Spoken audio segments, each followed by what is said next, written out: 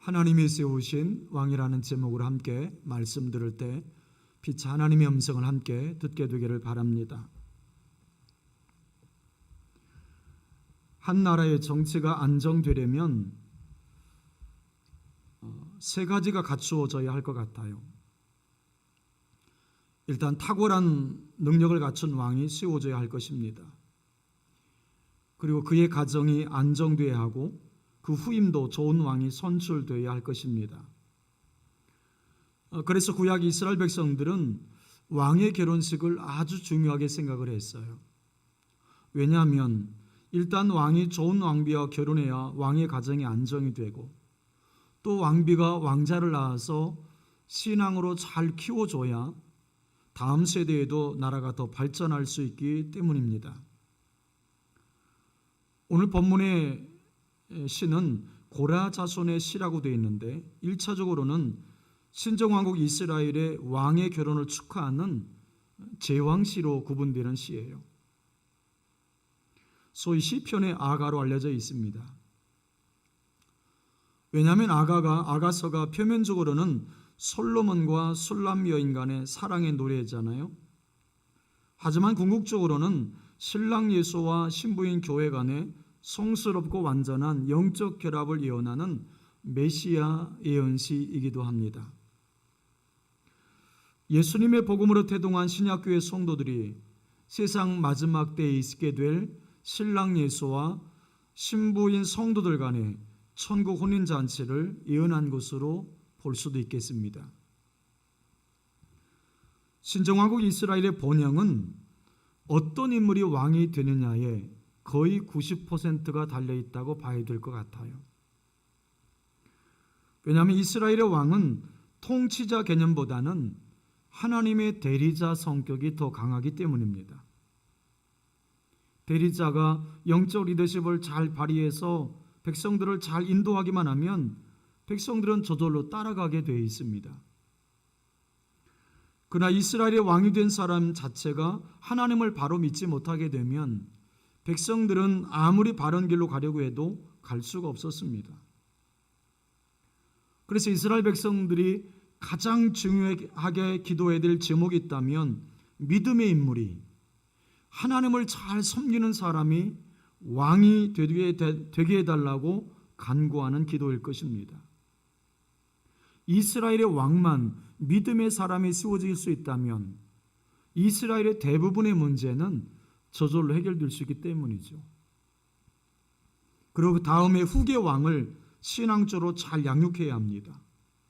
그래야 평화와 번영의 복이 계속해서 누려지고 계속해서 중단되지 않고 경험될 수 있기 때문에 그렇습니다. 여기서 중요한 역할을 하는 사람이 누구이겠습니까? 바로 왕비입니다. 왕비. 왜냐하면 왕비는 하나님의 눈으로 왕과 나라를 보면서 신앙적으로 왕에게 조언할 수 있어야 합니다. 또 차기 왕을 신앙적으로 양육하는 정말 중요한 역할을 왕비가 맡고 있었기 때문이죠.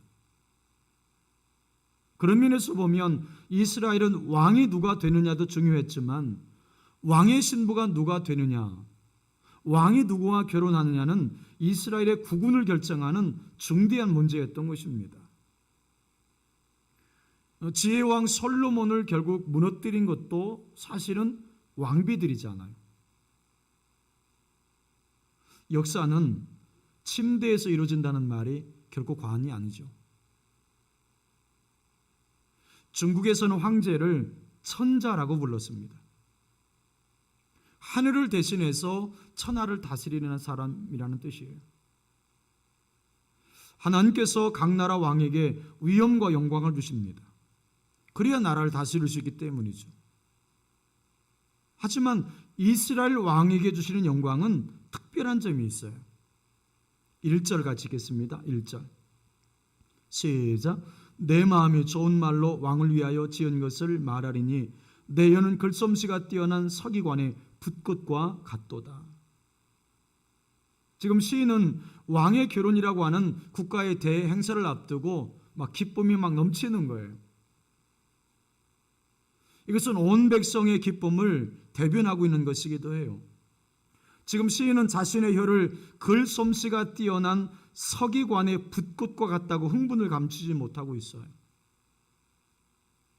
이 시인이 왕의 아름다움과 영화와 위엄을 친히 보았기 때문입니다. 이스라엘의 왕에게서 세상 왕에게서는 도저히 발견할 수 없는 특별한 뭔가를 보았기 때문에 그래요. 2절을 보십시오. 왕은 사람들보다 아름다워 은혜를 입술에 머금으니 그러므로 하나님이 왕에게 영원히 복을 주시도다. 여기 등장하는 주인공인 이 왕이 누구냐라고 하는 부분에 있어서는 학자들의 의견이 좀 있어요. 이 왕이 누굴까?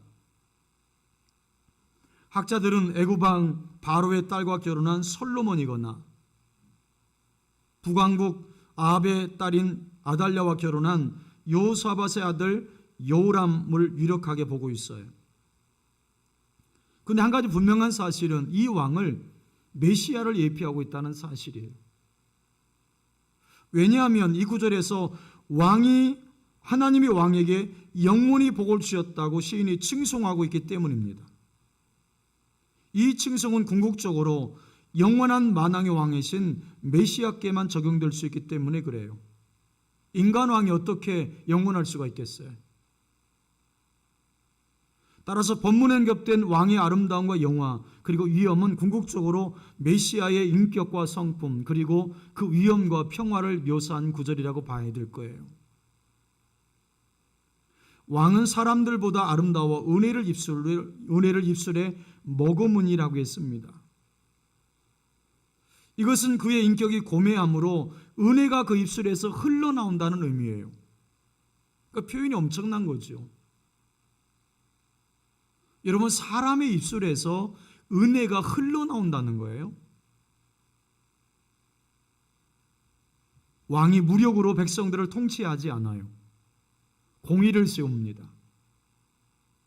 자비를 베푸는 통치를 합니다. 이것이 그에게서 흘러나오는 은혜인 거예요. 하나님이 세우시는 왕들은 반드시 이 땅에 은혜로 통치함이 마땅함을 보여주는 것입니다. 바울 사도는 로마서 13장을 통해서 모든 권세는 하나님께로부터 났고 모든 권세는 하나님이 허용하시는 것이라고 말씀하고 계세요. 하나님께서 세상 통치자들에게 자신의 영광 일부를 빌려주십니다. 왜냐하면 그래야 사람들을 다스릴 수 있기 때문에 그렇죠.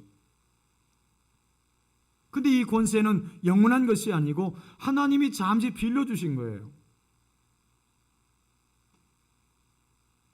사성 장군도 그 자리에서 물러나면 평범한 사람이 될 수밖에 없는 거예요. 왕과 지도자도 마찬가지예요. 그래서 그런 권력을 가진 사람들은 힘이 있다고 해서 자기 마음대로 권력을 휘두르게 되면 나중에 하나님의 심판이 있게 된다는 거예요.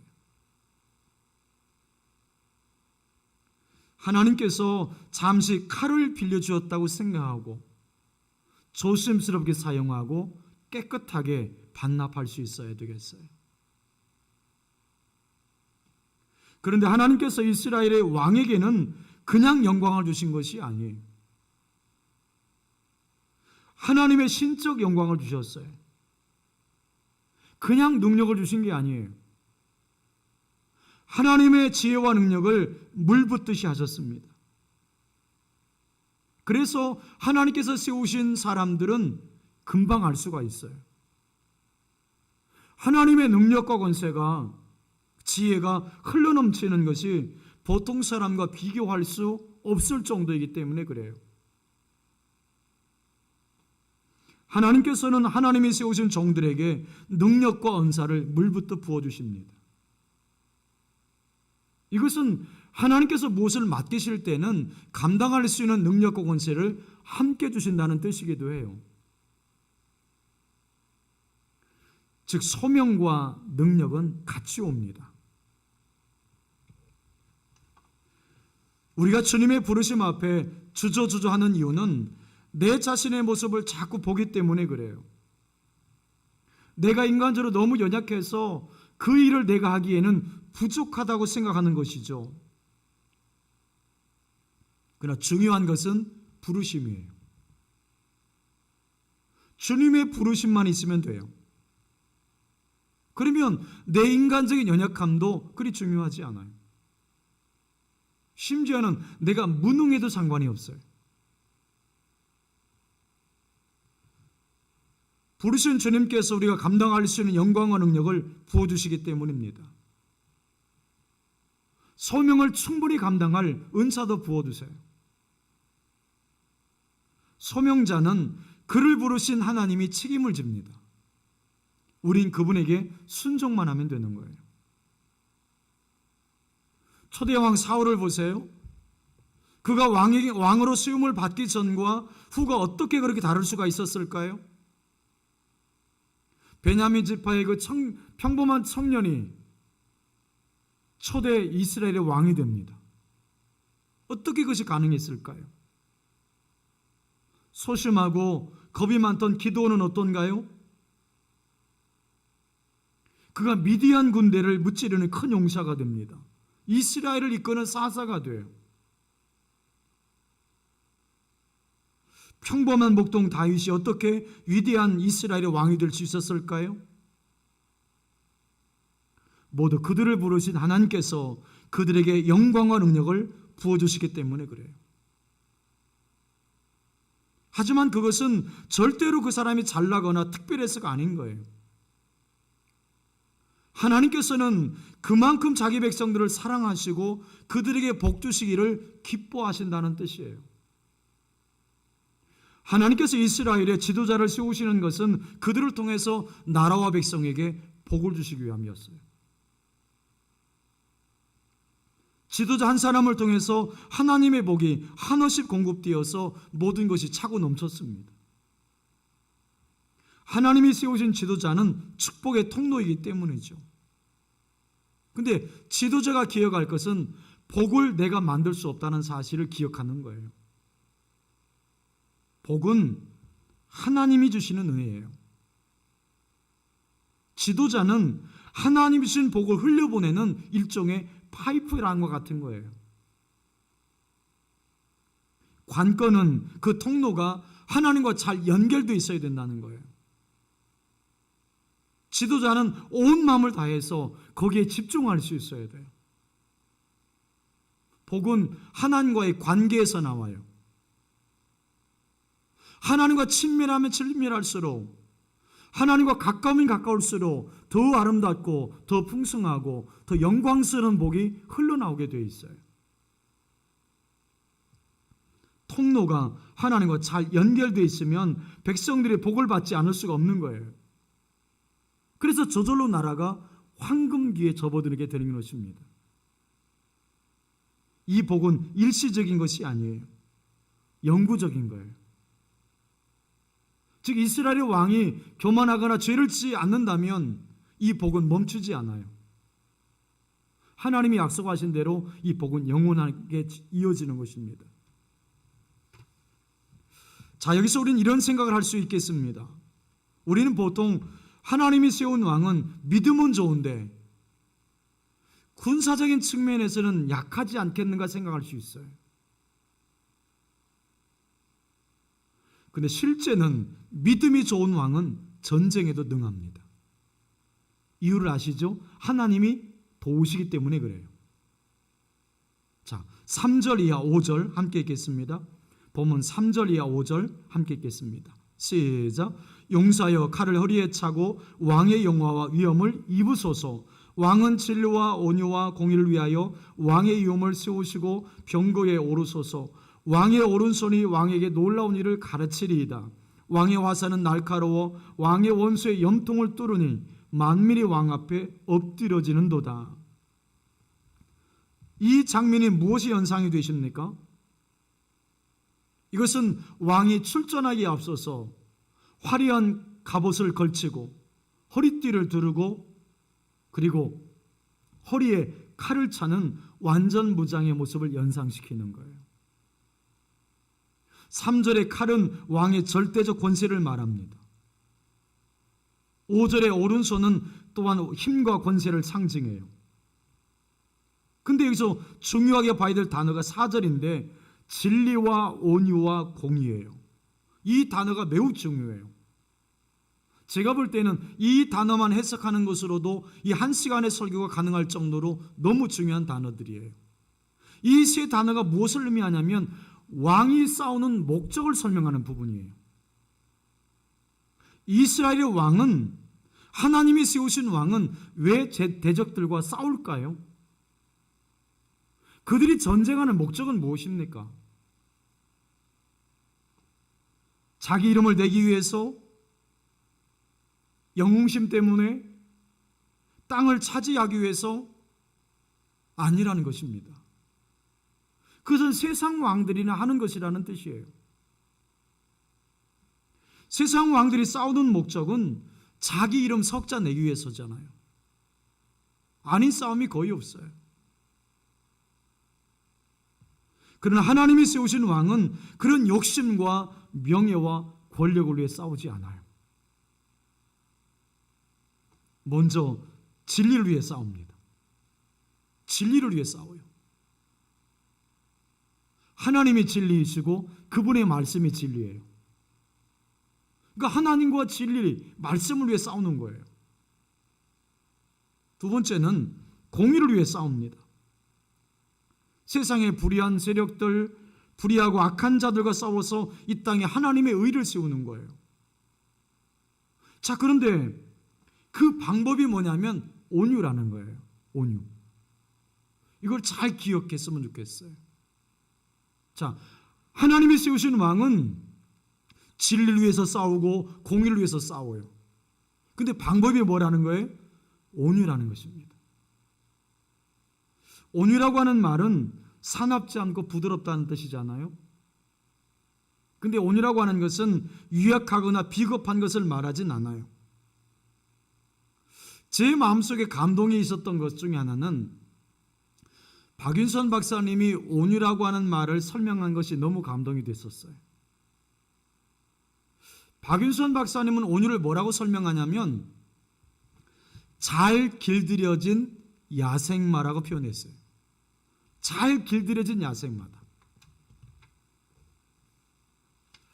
넘치는 에너지, 강한 활력, 누구도 막을 수 없는 힘. 그것을 가지고 있지만 주인의 말 한마디에 통제되고 조절되는 것, 그것이 바로 온유라는 거예요. 야, 정말 놀라운 표현이다라는 생각이 들었어요.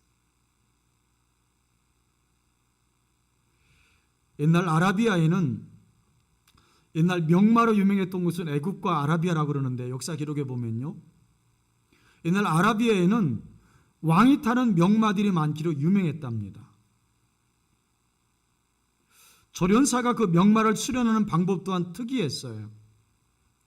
조련사가 광야에서 일주일 동안 지속적으로 훈련을 시킵니다. 장애물을 넘는 방법, 무한 질주의 속도, 두려움 없이 전쟁터를 누빌 수 있는 방법, 이런 것들을 막 훈련을 시키는 거예요. 조련사가 말을 광야에서 훈련시키는 동안 일주일 내내 먹을 것을 주지 않는 것이죠. 물 한 모금을 주지 않는다는 거예요. 그러다가 일주일의 마지막 날 물가에 풀어놓으면 말은 본능적으로 물을 향해서 막 돌진하는 거죠. 아마 죽기 살기로 막 달려갈 것 같아요. 말이 거의 물가에 당도할 즈음에 조련사가 휘파람을 부는 거예요. 그 자리에 그대로 멈추라는 휘파람이죠. 지금 말은 목이 말라 죽을 지경이에요. 그 본능을 주체할 수 있을까요? 아마 사람도 쉽지 않을 것 같아요. 그때 대부분의 말은 본능대로 물을 마시게 됩니다. 그런데요, 그때 조련사의 휘파람 소리를 듣고 그대로 멈추는 말이 있다는 거예요. 엄청난 절제력이잖아요. 드디어 그 말이 명마가 되어서 그 말에 도장이 찍힙니다. For the king, 왕을 위하여. 우리가 깊이 새겨야겠습니다. 하나님이 과연 명마처럼 쓰시는 사람이 누구라는 것입니까? 넘치는 에너지, 엄청난 속도, 과감한 돌파력 아니라는 겁니다. 주인의 말 한마디에 멈출 줄 아는, 주인의 말 한마디에 철저히 복종할 줄 아는 사람, 하나님은 그 사람을 명마처럼 귀하게 쓰신다는 거예요. 바로 그 사람이 for the king, 왕을 위해서 예비된 종입니다. 능력은 하나님께 있어요. 우리는 순종만 하면 되는 거예요. 하나님께서 세우신 왕은 전쟁에 능합니다. 왜냐하면 바른 목표, 주님을 위해서 싸우기 때문에 그래요. 나를 위한 싸움이 아니라 나의 주인이신, 나의 왕이신 그분을 위한 싸움이었던 것이죠. 그래서 언제나 하나님의 도우심을 끌어올 수 있는 거예요. 주님이 도우시는 전쟁보다 확실한 승리의 보장이 있는 전쟁이 있겠습니까? 그는 원수의 염통을 뚫을 것입니다.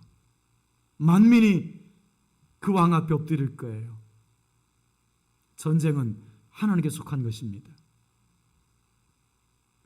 이스라엘 왕을 칭찬하는 이유가 바로 여기 있어요. 이스라엘의 영원하신 왕, 그리스도의 대리자라고 하는 의미가 담겨있기 때문에 그래요. 자, 6절 7절을 보십시오. 시편 45편 6절 7절 보십시오. 하나님이여 주의 보좌는 영원하며 주의 나라의 규는 공평한 규니이다. 왕은 정의를 사랑하고 악을 미워하시니 그러므로 하나님 곧 왕의 하나님이 즐거움의 기름을 왕에게 부어 왕의 동료들보다 뛰어나게 하셨나이다. 여기 6절의 첫 단어가 하나님이여라고 되어 있죠. 이건 성부를 말하는 것이 아니라 성자를 가리키는 거예요. 구약은 신약을 통해서 해석되는 거잖아요. 히브리서 기자는 이 말씀을 그대로 예수께 적용을 했어요. 히브리서 1장 8절 9절에 보면 아들에 관하여는 하나님이여 주의 보좌는 영영하며 주의 나라의 규는 공평한 규니이다. 주께서 의를 사랑하시고 불법을 미워하셨으니 그러므로 하나님 곧 주의 하나님이 즐거움의 기름을 주께 부어 주를 동료들보다 뛰어나게 하셨도다 하였고. 이스라엘의 왕은 하나님이십니다. 이 하나님은 그리스도이십니다. 하나님이 세우신 지도자는 하나님의 축복의 통로예요. 만일 그가 하나님의 뜻에 충성되고 교만하지 않고 우상을 섬기지 않는다면 하나님은 그를 통해서 무진장한 복을 백성들에게 부어주시는 거예요. 9절에 보면 즐거움의 기름을 부어 동료들보다 뛰어나게 하셨다고 했습니다. 뛰어난데 그냥 보통 뛰어난 정도가 아니에요. 다른 사람들과 비교가 안 될 정도로 탁월한 것입니다. 보통 어느 나라의 왕이든지 왕 같은 지도자들은 다른 사람들보다 능력이 두세 배는 있기 마련이에요. 왜냐하면 그 정도는 능력이 있어야 나라를 다스릴 수 있기 때문이죠. 하지만 하나님의 뜻에 일치한 종에게는 능력이 한두 배가 아니라는 것이죠. 수십 배, 수백 배를 부어주시는 것이죠. 그래서 그의 백성들이 복을 받게 하시는 것입니다. 그래서 지도자의 역할이 이만큼 중요한 거예요. 7절의 표현처럼 하나님의 종은 정의를 사랑해야 합니다. 의로운 일을 기뻐하고 악을 미워할 수 있어야 돼요. 이걸 다른 식으로 말하면 하나님의 즐거움을 자신의 즐거움으로 삼을 수 있어야 돼요. 하나님의 아파하심을 자신의 눈물로 삼을 수 있어야 되는 거예요. 하나님의 비전을 자신의 비전으로 삼을 수 있어야 돼요. 이렇게 리더가 하나님과 친밀한 관계가 있으면 백성들은 반드시 하나님의 복을 받게 되어 있습니다. 그러나 만일 왕이 숨어서 죄를 짓고 있다면 그 백성들이 불행해지기 시작하는 거예요. 그래서 나라의 지도자든 교회의 지도자든 위에서 늘 기도해야 합니다. 기도하면 하나님이 역사하세요. 이제 분위기가 전환이 됩니다. 이제 화려한 결혼식이 진행이 돼요. 그것이 8절부터 15절까지 길게 이어집니다. 자, 8절 먼저 읽겠습니다. 이 8절이 매우 중요합니다. 8절 시작. 왕의 모든 옷은 모략과 침향과 육개의 향기가 있으며 상하궁에서 나오는 현악은 왕을 즐겁게 하도다. 자, 결혼식 장면에서 쭉 이어지는 장면이 뭐냐면 먼저 다루는 것이 왕의 인격을 다루어요. 그리고 다루는 것이 왕비에 대해서 다루어요. 그리고 다루는 것이 그 왕비가 낳은 아들에 관한 이야기로 이어져요. 자, 먼저 왕의 인격을 다룹니다. 왕의 모든 옷은 모략과 침향과 육개의 향기가 있다고 했어요.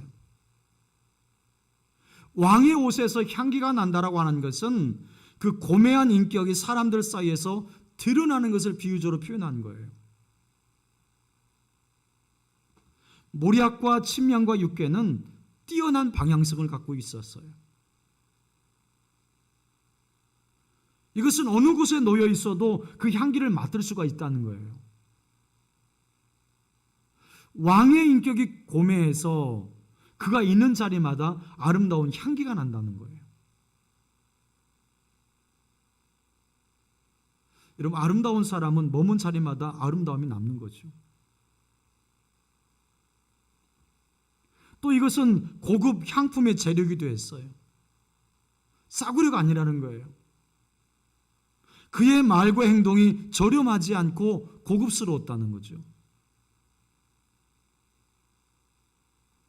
아주 젠틀하고 엘레강스했다는 거예요. 말 한마디에도 사랑이 묻어나고 행동 하나에도 성숙함이 묻어났다는 것이죠. 왕은 능력을 갖출 수도 있어야 되겠으나 더 중요한 것은 아름다운 인격을 갖출 것을 하나님께서 요구하고 계신 거예요. 여러분, 성도는 능력보다 인격입니다. 또 왕이 머무는 상하궁에서는 아름다운 노래가 울려 퍼진다 그랬어요. 기쁨의 찬양이 넘치는 거예요. 평화의 노래소리들이죠. 이게 왕을 통해서 세상에 흘러나오는 복들이에요. 이 복을 지속적으로 가능하게 만드는 역할이 왕비에게 있습니다. 자, 9절을 보십시오. 9절. 왕이 가까이 하는 여인들 중에는 왕들의 딸이 있으며 왕은 오빌의 금으로 꾸미고 왕의 오른쪽에 서도다. 여기에 등장하는 이 시가 메시아의 예언심을 감안한다면 여기 나오는 왕후는 신랑 되신 예수님께서 당신의 영적인 신보로 삼아주신 우리 성도들, 그 신약의 교회를 가리키는 것이죠. 근데 이게 잘 보시면 왕비가 왕들의 딸로 묘사가 되어 있다는 점이 특별한 점이에요. 왕들의 딸.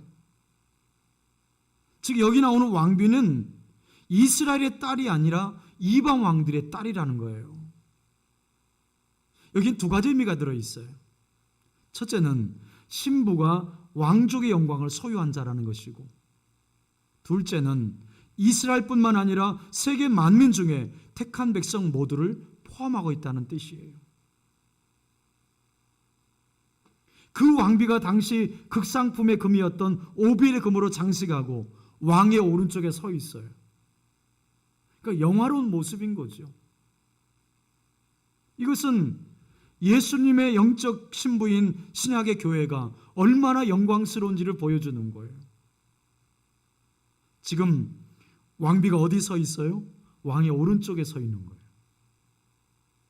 그리고 극상품의 금인 오빌의 금으로 장식되어 있는 옷을 입고 있는 거예요.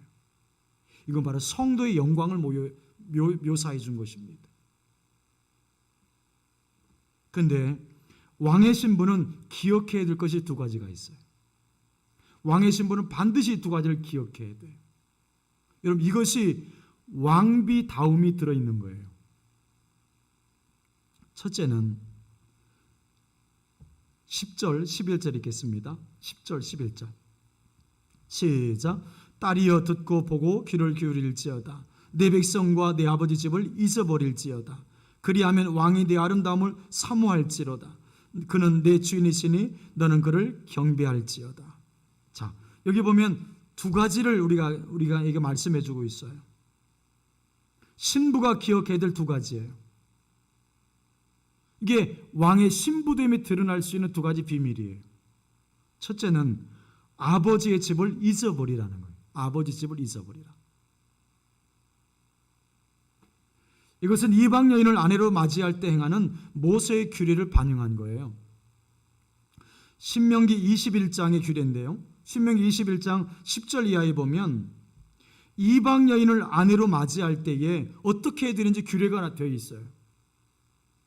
좀 독특한 규례인데 이방 여인을 아내로 맞이할 때는 머리를 밀고 손톱을 깎고 의복을 벗기고 1개월 동안 그녀로 하여금 고향의 부모를 위해서 애곡하도록 했어요. 그리고 그 위에는 잊어버리라고 말씀했어요. 결국 이 구절은 왕의 신부될 자는 왕과의 사이를 벌어지게 만들 수 있는 지난 모든 날의 인간관계를 파하고 오직 왕과의 관계에만 집중할 것을 말씀하는 거예요. 사실 신부가 고향과 집 생각만 잠겨 있어서 왕을 제대로 섬기지 못한다면 왕의 극진한 사랑을 받지 못할 거예요. 그것과 마찬가지로 성도된 우리가 여전히 지난날의 구습에 얽매여 있다면 제대로 주님을 섬길 수가 없을 것입니다. 여러분, 성도는 이전의 것을 낡은 옷을 벗듯이 벗어버려야 되는 거예요. 그리고 새로운 신분에 걸맞는 새로운 옷을 입어야 되는 거죠. 아버지 집을 잊어버리라. 이게 첫 번째예요. 두 번째는 너는 그를 경배하라입니다. 영적인 신부인 성도에게는 주인이 계세요. 그분은 바로 예수 그리스도이십니다. 11절에 그래서 그는 내 주인이시니라고 그랬던 거예요. 우린 그분께 순복해야 마땅하겠죠. 한 걸음 더 나가서 우린 그분께 찬양과 영광을 돌려야 합니다. 그분은 우리의 구원자이시고 우리의 창조주가 되시니 순복을 넘어서 찬양과 경배로 나아갈 수 있어야 돼요. 순종에서 멈추지 말고 경배까지 가야 돼요. 예수님은 우리의 경배를 받으시기에 합당하시기 때문입니다. 여러분, 그럴 때에 왕의 신부 곧 성도가 누리는 영광이 있어요. 자, 왕의 신부인 성도가 누리는 영광이 뭘까요? 자, 12절부터 15절 보세요. 도로에 따른 예물을 드리고 백성 중 부한 자도 네 얼굴을 보기를 원하리로다. 왕에 따른 궁중에서 모든 영화를 누리니 그의 옷은 금으로 수놓았도다. 수놓은 옷을 입은 그는 왕께로 인도함을 받으며 시종하는 친구 처녀들도 왕께로 이끌려 갈 것이라. 그들은 기쁨과 즐거움으로 인도함을 받고 왕궁에 들어가리로다. 여러분, 왕의 신부는 세 가지 영광을 누려요. 이걸 잘 기억하십시오. 왕의 신부인 우리는 세 가지 영광을 누려요. 첫째는 부한 자 모두가 왕의 총애를 받는 왕비에게 예물을 바쳐서 환심을 사게 할 것이다. 즉 세상 모든 사람들로부터 존귀와 영광을 받게 된다. 이게 12절이에요. 둘째는 왕이 누리는 모든 영광을 함께 누리게 된다. 왕이 누리는 모든 영광을 함께 누리게 된다. 예수님이 누리시는 그 영광에 우리가 동참된다는 거예요. 셋째는 그리스도와 함께 동거할 처소인 영광의 나라로 인도함을 받게 된다는 거예요. 우린 장차 그리스도와 함께 하나님 나라에 들어가게 될 거예요. 이런 엄청난 영광이 왕의 신부인 성도에게 주어진 것입니다. 이 영광을 바로 알면 세상을 사랑할 수 있겠습니까? 이 세상에 소망을 들 수 있겠습니까? 이 영광을 모르니 세상 것에 자꾸 집착을 하고 한 푼이라도 더 벌기 위해서 신앙을 타협하는 거예요. 이 영광을 알면 당당해집니다. 이 영광을 알면 세상을 사랑할 수 없어요. 이 영광을 알면 두 마음을 품을 수가 없는 거예요. 끝까지 나의 왕, 나의 주, 그분만을 사랑하게 되는 것입니다. 주여, 이 영광을 깨닫게 하옵소서. 주여, 이 영광의 빛을 우리에게 비춰주옵소서. 그래서 우리 주 영광의 모든 성도가 이 세상을 사랑치 않고 나의 주님, 그분만을 사랑하는 복된 성도가 되기를 바랍니다. 마지막은 왕의 후계입니다. 후계. 영광과 복이 이어지는 비밀이 담겨 있겠죠. 16절, 17절 함께 읽겠습니다. 16절, 17절 시작. 왕의 아들들은 왕의 조상들을 계승할 것이라. 왕이 그들로 온 세계의 군왕을 삼으리로다. 내가 왕의 이름을 만세에 기억하게 하리니 그러므로 만민이 왕을 영원히 찬송하리로다. 아멘. 여기 중요한 말이 뭐겠어요? 계승. 계승이에요. 이것은 왕비가 낳게 되는 그 아들이 후계가 되어서 왕의 나라가 계속해서 왕권이 이어지게 될 것을 말씀하고 있는 부분이에요. 하나님 나라는 한 세대에 끝나는 나라가 아니에요. 한때 제국의 영광을 누렸던 나라들조차도 후계자가 잘못 세워져서 그 영화가 끝나는 나라가 비일비재했어요. 그래서 이스라엘을 좋은 왕이 계승하는 것이 너무 중요했던 거죠. 여러분, 좋은 왕의 기준은 하나님과 친밀한 관계를 맺는 왕이에요. 하나님을 사랑하는 왕이 좋은 왕인 거예요. 여러분, 믿음은 계승되어야 합니다. 믿음의 계승이 있어야 돼요. 여러분, 내 세대만이 아니라 다음 세대를 위한 배려와 기도와 눈물이 있어야 돼요. 다윗은 솔로몬 아들을 위해서 많은 것을 쌓아놓았어요. 마찬가지로 우리도 믿음의 아름다운 본들을 다음 세대에 많이 남겨놓을 수 있어야 합니다. 한국교회에 영적 유산이 많아요. 새벽기도, 금요철야, 예배의 열심, 선교의 열정, 여러분 세계 어느 교회에서도 찾아볼 수 없는 엄청난 영적 유산이에요. 여러분, 이 유산들을 다음 세대가 공유하게 될 때 그들도 부흥의 세대가 될 것입니다. 바로 그들이 이 땅 한복판에서 하나님 나라를 이루어가는 왕의 자녀가 될 거예요.